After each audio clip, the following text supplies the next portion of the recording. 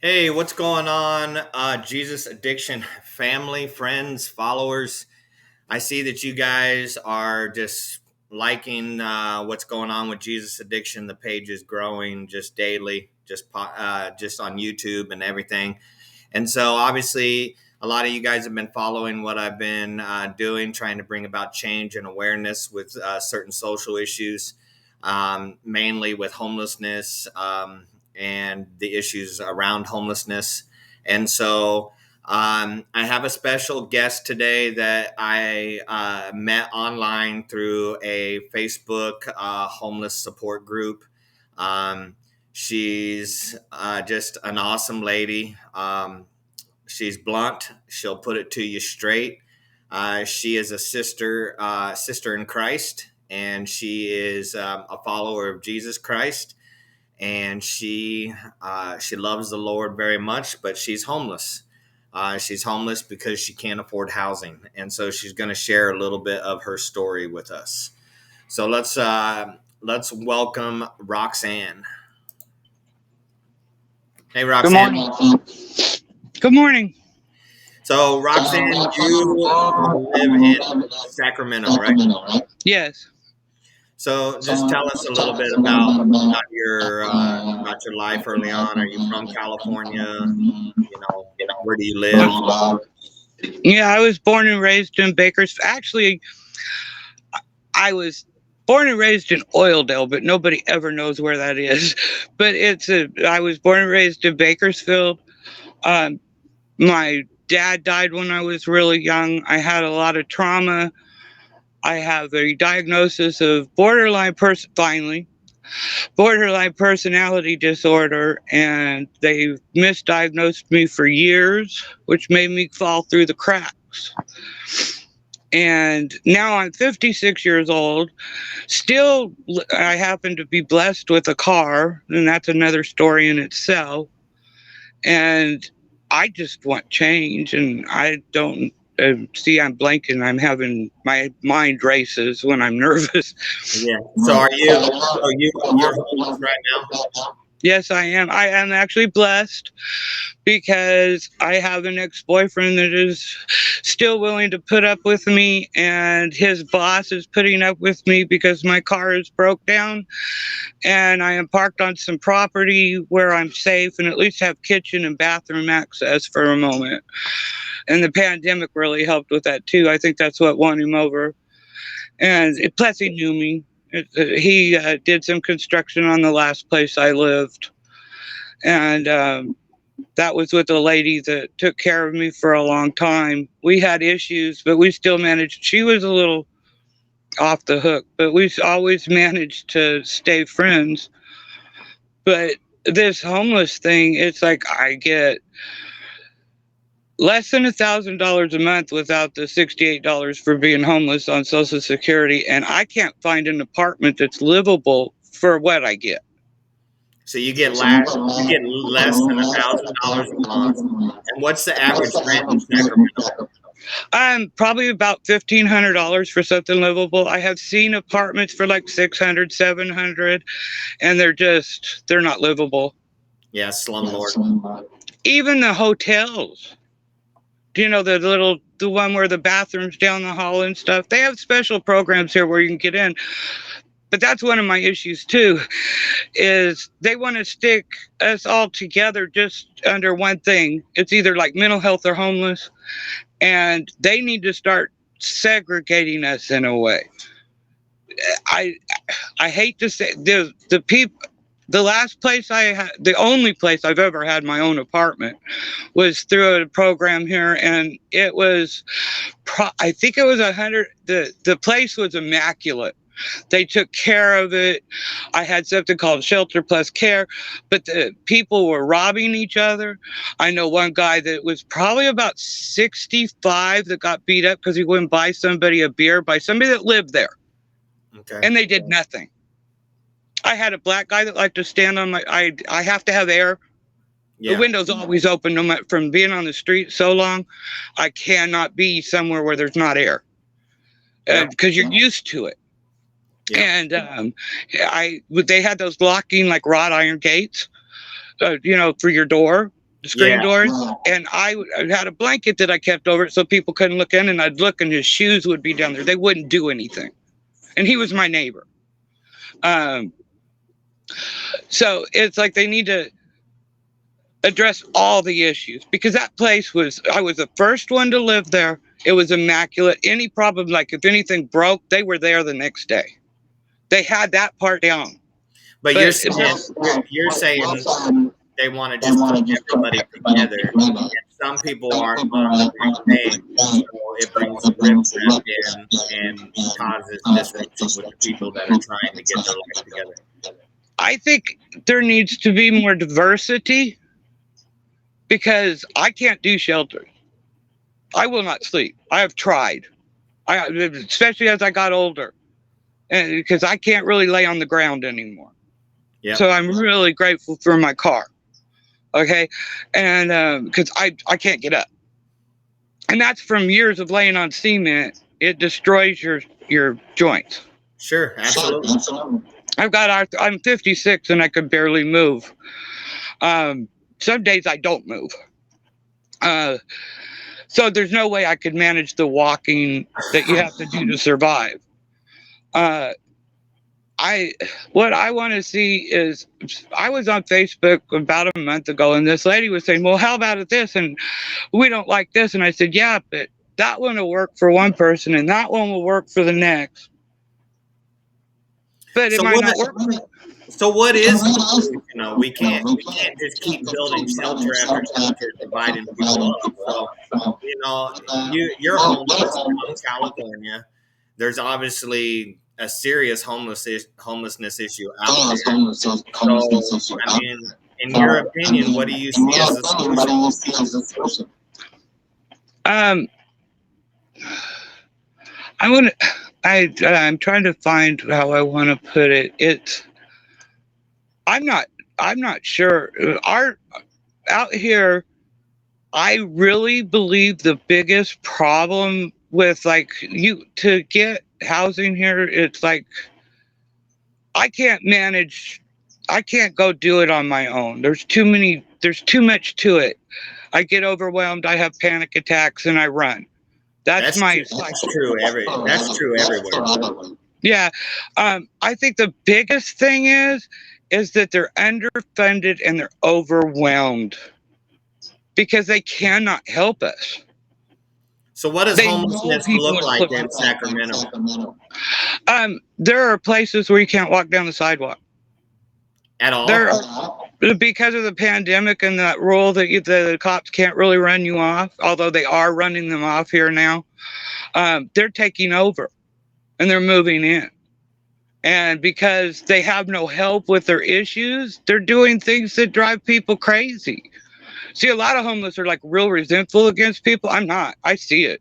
I would not want to live somewhere where you're peeing outside my back door, Right. Yeah. or where you're building bonfires right outside my house. Yeah. Because it's your We have a property. lot of fires. I've seen buildings that have caught on fire. There's a place called Loaves and Fishes, and there's tent after tent after tent. You go out to the certain parts of the river, there's tent after tent and filth. I see both sides. Some of those people are not going to be reachable. Yeah. And some of them, there's got to be a balance. They went crazy before and locked everybody up and didn't have a real balance to it. But there are some people out there that I really think if they got taken in somewhere and medicated, and they might do well. But I see them. I have camped in places where people scream all night long because they've lost their mind and they're on some sort of, usually method. That's our big thing here, is methamphetamines. Okay. Yeah. That's what I see. I did my time with that and hated it and walked away from it. Pot's another story. I'm only 9 days clean, so it's like, and I know that causes my issues to be worse, and I'm very well aware that it's a medicine for some people. So we obviously talked, and I know you say you're 9 days clean, which congratulations, because each day matters. But like I know you talked about uh, about the one guy you knew who was a crack addict, but you know, believed in God and stuff. So, explain to me, through your homelessness, through all your issues, you've come to be a follower of Jesus Christ. So let's talk about that. Like, what's that meant for you?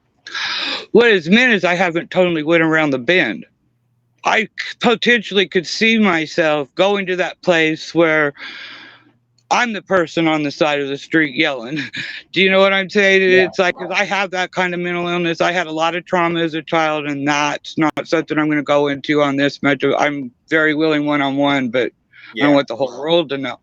right. I'll give you a for instance. My dad died before I was 3 years old. So I grew up with a single mother who dropped us off at church. However, to this day, I was visiting Bakersfield about a year ago, and when I drive by that church, I feel something. I don't Right, God's presence. There's a comfort to that place, and it's not even the same church anymore. right. So, but it's like I've always felt Him. Uh, Not every moment, but and I have not. But I know I'm still homeless, and I know I still have issues. But I quit years ago stealing from people. Um, I I don't do like I lived by myself in a park in San Francisco for years. Somebody should have hurt me. Okay, but I happen to be blessed with it. I'm 6 foot and a big girl. Right. You talked about that last night. I've used intimidation my whole life. I've hardly ever had to fight. But Right. because of my disability, I can rage pretty good. And once I get started, I don't. I've had somebody record me and looked at myself, and that's why I'm really, really trying to change. But God has blessed me with little changes. So, do you go to church? I can't go to church. I'm dirty. No. And So right now, there is no church really happening. you say you can't go to. Okay, highlight on that. Why do you feel you can't go to church? Let's put it this way. I've been to a church where I've watched them go up and greet other people that came in on the same day and ignore me. Just flat Okay? out ignore you? Flat out ignore me. Okay? That's the worst. Because And you're I've dirty, or also, pardon me? is it because you're dirty, or what is it? Yeah. I've went in asking them for help, and I told them and the pastor said I could come in, and that was cool, but it was just like the congregation was just not interested. And you being there? Yeah, they just weren't. And I've been to churches where they welcomed me, but I didn't feel like I fit in. Some of it is on me. And So, do you so you're a follower of Christ, but you walk alone. but yeah, and I'm not a real church fan. I've had pastors. One of the churches I really got hooked in 2 years ago. The pastor turned out that he was taking all the money and gambling it away. So I've learned that pastors aren't always perfect, and church isn't always necessary. I've just accepted that. I'm still hoping to find that kind of family, Yeah. but it's like, and I'm not closed minded to it. But you know how long it's been since I've been invited to a church? How long's it been? I was probably 20 years old. I'm 56. But you've gone into churches, you just haven't felt welcome. Yeah. There are churches that I felt welcome, like the Salvation Army here has a church. Yeah. I have a history with them that I could go on and on and on. Because that place, I swear to God, I hate to say this, especially live over air where everybody's going to hear it, but that place is who you know, not what you want to do. And I have been the person who knew. Do you know what I'm trying to say? I was let Yeah. in because I was with a guy that could play the piano and sing. The same guy I was telling you was a crackhead. Yeah. He took that church from 4 or 5. They had a little like Bible study every morning. He took that church from 3 or 4 people every morning to them having to move outside to have room because of his talent and the way he could sing. He wrote his own music. Did he ever And give up his drug addiction? no, He didn't. no, and that's one of my guilty things because I took him to San Francisco where you could panhandle and make a lot of money, and his crack addiction went to the extremes. And he told me that would happen and I wouldn't believe him. So that's why I feel guilt. So he was a really good guy until he started smoking that stuff. Yeah. And he kept me off the streets with his music and supported his addiction. That's how much money he was making playing. He was talented. They wanted him on the radio. They wanted him to record his music. And they found out he was on crack and left him alone. It's really sad because I'm going to be honest with you. I was with him for like 7 years, and I think it was about the 5th year that I realized that he was on crack. So are you one of the oldest people in Sacramento that's homeless, or? No, not at all. I've seen 70. I know somebody right now that stays at a camp and people are taking care of him, and he's 75 because he can't walk out. A 75-year-old man homeless? I've known him for 20 some odd years, yes. I don't, and you're seeing it every day. There's more and more people in cars. When I first got homeless here, maybe 2 or 3 people had cars. Yeah. Now about 50 or 60 have cars that I know. And then there's all kinds of camps going where the RVs are just sitting there. And they're taking them away from them now. How can you do that to us? How can you go take our stuff? They're taking the RVs from people? Yes, they are. Just towing them off, or? Just towing them. They give them notice and stuff, but how do you move it when you have no money and you can't fix it? Or it doesn't run. Or it doesn't run. So you just lose it. You just lose it. I've seen them clear whole encampments while people are gone and take everything. They use those, I want to say backhoes, but I guess that's what it is. Yeah. They scrape it up and throw it in a dumpster. Yeah, a skid loader. Yeah, it's like, I understand there's a mess. I really think they should. I really don't know what they're going to do, because when people are so depressed, I don't know anybody on the streets that's really truly happy. They may say, "Oh, I'm happy. I love it out here." I say BS. Yeah, but you have a very positive Facebook page. Yes, I do.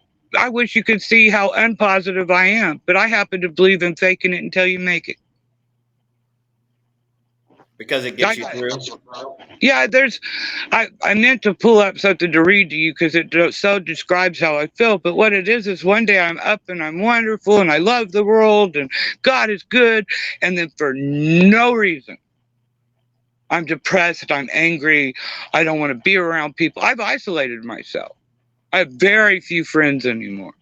Mostly because the people that are out there, I don't want to be around. They're doing stuff I don't want to do to survive. And I'm done with all that. I did my time doing that. I gave it to God, and now I don't have to.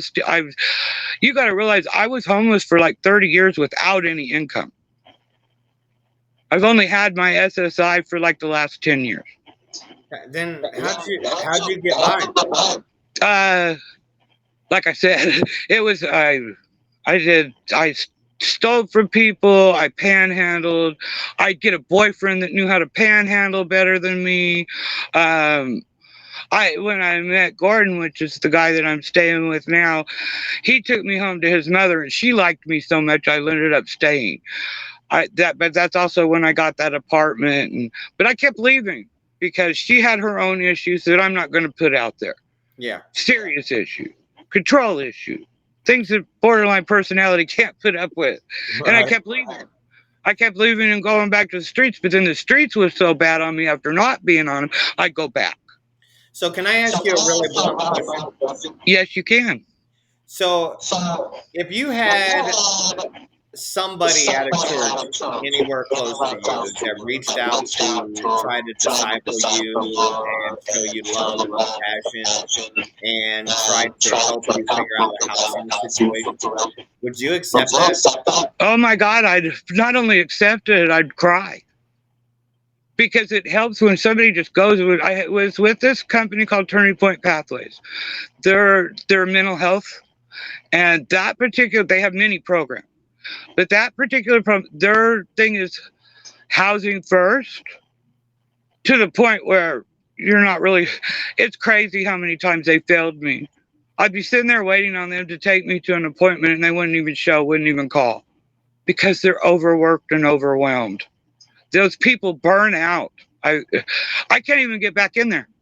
I've been trying for the last year and a half to get back in there, and they tell me I can't get back in there. Because there's Because just right now I've learned in the last, I lost my SSI because I got so depressed. Well, I guess I should tell you, we brought Gordon's mother home to pass by cancer, and I got so depressed over that when dealing with that I didn't go down. She was my payee, change payees, and because I didn't change payees, they cut me off of SSI, and I spent about 2 years without it. And then a friend of mine who's I've known since back in the day offered his inside, and she's older and she's off drugs and all that, and offered me a place to stay. And I went to Red Bluff, and I went to that place, and they helped me get back on it. okay. But so I've learned I can do some things that I don't think I could do, but it always takes that little extra help with me. So yes, if somebody would help me, I would, but they have to realize I have panic attacks. And sometimes I can't show up. Sometimes I don't make appointments. And out here, when you like, if you miss a doctor's appointment, it could be 3 months before you get another one. And they will not supply your medication. And that's been my issue with everything. I fail, I miss an appointment, and they tell me, oh, you can do it. And I'm like, well, if I could do it, I wouldn't be here. What about therapy? What about Christian therapy to get through some of the issues? I'm going to tell you that they kept saying I was bipolar, and I agreed with them. And then the last really good doctor that I had said, no, everything's black and white to you. And he says, you're borderline personality, which means the medications don't really work. It takes therapy to get rid of it. So I got this book, which, because I can't get it. And I've been told straight out by people in the system that I'm not going to get this particular therapy. It takes more. And so I'm trying to do it on my own, but it overwhelms me. You need private insurance in order to find a therapist that'll do it on you. I have been online. I have sent so many emails and talked to so many people. Oh, we only take so many Medi-Cal people, which I don't blame them because Medi-Cal doesn't pay what private insurance pays. And they deserve their money because, believe me, I'm a mess. So you're a born again believer in Jesus Christ. You want a home church. You want somebody to reach out to you and help. But you've just been rejected.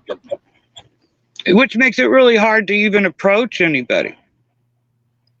You know, every time I get rejected by someplace, it's like the one homeless mental health place here. I've had so many issues with them that, and you really have to go through there to get housing when you're in my situation. That, let's put it this way, you go in, you have to do an orientation. Now, I could do that orientation. I could literally give that orientation. They're not telling me anything new. They're asking me the same old questions. And I'm like, you have this information. If anything, it's got worse, not better. And that repetitiveness, that has drove me crazy my whole life. I think it's why I didn't like school. I hated it because they kept going over the same thing. You go back the next year and it's the same thing, and then they add a little bit at the end. And it's like, that's been my whole life. And Is that why you don't go to the shelter churches? Because it's always the same message? I don't go to the shelters because, for one thing, I don't know about the men, but the women are evil. They're just evil. They'll say and do things. They're judgmental. They'll steal from you. I have woke up in shelters with somebody reaching over me to get my stuff. I do not feel safe. They crowd you all in one room. I don't do crowds well. As a general rule, the smallest room I've been in was like, and that was Salvation Army. It was like 6 women to a room, and I just always have had issues. So Uh, you would transition out of homelessness better if you had a little bit more privacy at a shelter. Would you go to a shelter if there was more privacy? I would go. There's some places here that like offer you a room where you share an apartment, but I haven't been able to maneuver it to get in. They want too much, and if you miss an appointment, there you go again. Half the time they want you to start all over. Well, I just had a heck of a time getting to where I am, and you're trying to ask me because of they just not understanding. And when you're homeless, sometimes you don't sleep all night. Yeah. And when you do sleep, it's not the same sleep as when, like, I sleep like a baby here because I know When I'm safe. you're unsheltered and out on the street, you don't sleep at night because nighttime is the most dangerous. I know some people that stay up all night and sleep all day. Well, Yeah. if you're sleeping all day, how do you take care of your life? But you have to sleep all day because that's when the general public's out and you're safe. Yeah, there's people walking by, so you're okay. It's not dark and it's not, and people late at night quite often are drunk or high. Yep. Sometimes it's other homeless people that are going to bug you because not everybody wants to be good. Yeah. Do you know what I'm saying? It's I do. like they're so desperate. I don't think it's being evil, it's desperation. When I stole it was desperation. Never having anything. It was desperation. I was tired of not having. I was tired of feeling less than. One day I'd like to feel like I'm not less than. So do you see people out on the streets helping these people? Yes, I do. But not in the, like I said, they feed us. I haven't really been hanging around loaves and fishes lately. They have gated it up. There's whole streets gated off to stop it. To They stop have gated off sidewalks the spread of the homelessness? so they wouldn't put their tents up or camp there So because the they just businesses put next door security don't want it. fence. Pardon me? They just put security fence up. And the temporary fences with the little cement blocks. Yep. And this is all where people were coming to feed us. We have large church groups here that come to feed us. Loaves and Fishes puts out a wonderful meal every day. It's not the best in the world, but it's well balanced. There's Yeah. always salad, there's always veggies, there's always bread and some main thing.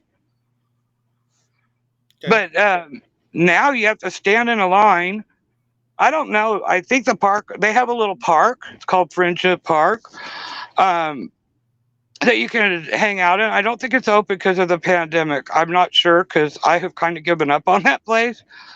And when I first started going there in the 90s, they were so friendly and so loving. And now it's like, I don't see it. And maybe it's just me, but I don't see it. I don't Are they see the burnt? same care. Are they burnt They try out? to pretend. I think the person, Garen, left. And when Garen left, I think we lost it. He was the last one that really cared, at least that I could see. But they have Are all they kinds still? of services there that are closed down right now. All They have right. a So doctor, everything. we got a half hour. I want you to spend the last 2 minutes giving your final words. What do you want people to know? What I want people to know is that not everybody's on the same level, and not everybody's evil, and not everybody's bad. They're reacting to what's going on out there. I would like to challenge anybody to put all your money up and go spend 30 days on the streets. I want you to walk out your door with a sleeping bag and go do it. I dare you. Because I know people that have done that and they didn't last the 30 days. They They didn't couldn't last make a it. week. They couldn't make it. They couldn't make it. Everything's what you see on a daily basis is demoralizing. And when you're What are you living it, seeing on a daily basis? When you walk down the street in Sacramento, what are you seeing? um, desperation, fear, um, reactionary stuff. Everything's all reaction to what there is around them. I don't know how to put it, but it's just like, what are you supposed to do? Right. It's So, really all sad. right. Well, obviously, me and you are going to continue our relationship, and I definitely want to have you back again. So we'll talk later. I'm not going to forget you. I'm definitely going to talk to you as much as I can. I love you so much. I appreciate the conversations we've had. So I want to thank you very much, Roxanne, for doing this. And I know that the Lord is going to give you more to talk about in the future. Okay, I'll be So glad to yeah, stay in so contact. I just want to say this in closing.